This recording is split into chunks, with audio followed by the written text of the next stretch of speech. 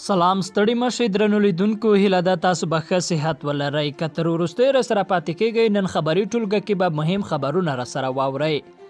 د امریکا د بهرنیو چارو وزیر مایک پامپیو له ولسمشر غني سره تر لیدنې وروسته له عبدالله سره هم کتلي دي. د راپورونو له مخې پامپیو هڅه کوي ترڅو ولسمشر غني او عبدالله یو ور بیا په ګډه حکومت جوړولو سلا کړي. ملګرو ملتونو له کرونا سره د مبارزې په برخه کې افغانستان سره د همکارۍ ژمنه کړې ده. په افغانستان کې د ملګرو ملتونو د ځانګړي استازي مرستیال نن هرات ولایت ته د سفر پر مهال دا څرګندونې کړې دي.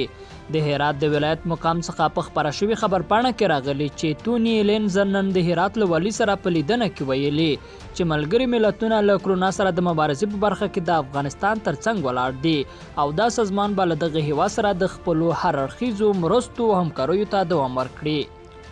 د هند لومړي وزیر ناریندرا مودي کرونا سره د مبارزې په برخه کې د افغانستان د $1 ملیون مرستې مننه کړې ده.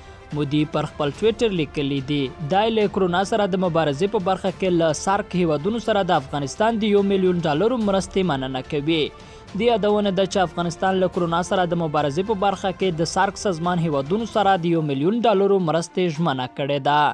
او وروسته دا چې جواد ظریف وایي کرونا سره د مبارزې په وړاندې تر ټولو ستر خنډ امریکا ده.